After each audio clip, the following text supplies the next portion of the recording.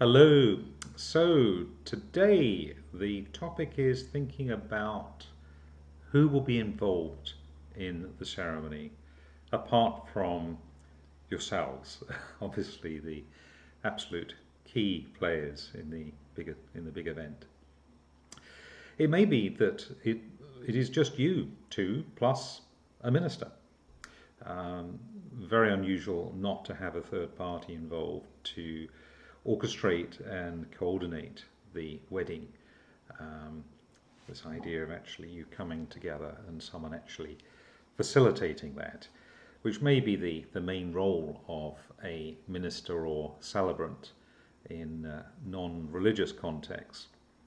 In a however vague religious context, the minister may also offer some word of inspiration, obviously taking account of your own background and what is relevant and meaningful for you. And really just make sure that everything runs smoothly.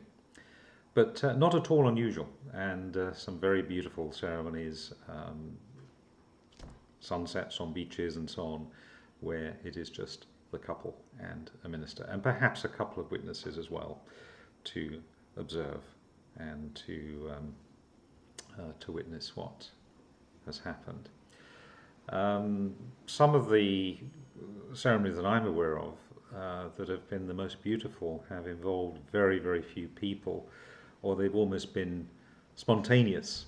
I have a friend recently who was married, and this really came out the blue when I and other people who know her well were talking to her that she'd made this, along with her now husband, quite sudden decision, and the wedding happened very quickly. It was held locally in a church and involved just a very small group of people. The reception was in the family garden. She and her husband had requested no gifts. They had second-hand clothes, I think, homemade cakes, and it was absolutely beautiful and very purposeful for them. I think she told me that they even made a profit. That wasn't the intention, but through gifts and generosity that people actually gave them. Even in some religious contexts, the ceremony can be very simple. For example, in the Buddhist tradition, most Buddhists don't see wedding as a sacrament, as something which has a specific religious purpose. A monk may well give a blessing, and individuals may well go to a temple and say prayers, but usually it's a very simple family affair, and the focus actually is on the secular meaning of marriage for most Buddhists. So that may be one scenario. Of course, you may have or want to have quite a number of people involved. You may have family and friends who might be willing to take part, and you would want to take part. You might know musicians and singers and people that would be happy to give a reading, perhaps, to offer a reflection as a part of the ceremony.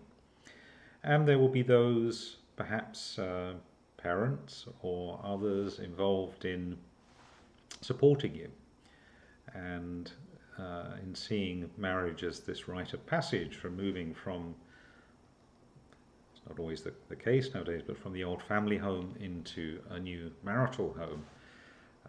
That in many traditions, of course, there is this idea of the partner. Traditionally it's mainly been the bride, but there's no reason why it can't be both partners being given away. Now that's not a term I like, but it's the idea of, well, you're stepping from your old life into a new family unit, essentially. Of course your old family is always going to be there, hopefully, but you're now independent of that. So supporters, witnesses, people playing a part in giving readings, in playing music, Potentially, again, we're thinking in traditional terms, bridesmaids and grooms um, acting as supporters, um, thinking about who might be involved, and if you've not already, planning very soon to approach them and see whether they would be happy to be involved. And you probably will sense if they've got nerves and they're uncomfortable about that. So maybe sometimes it's a good idea to think, well, if this particular friend doesn't want to give a reading, is there somebody else who might step in to do that as well? So the prompt for today is to simply think about who you want to be involved in the ceremony. And if you've not done so already, to plan to approach them to discuss what involvement you have in mind, or perhaps you leave it for them to make suggestions to go away and find a reading and perhaps come back and reflect on that when they've done that bit of homework, as it were. As a takeaway, I've put a link in the description box below this video to a PDF file which just lists some of the possible actors that you might consider including in your ceremony. That's all for this time. I'll look forward to seeing you next time.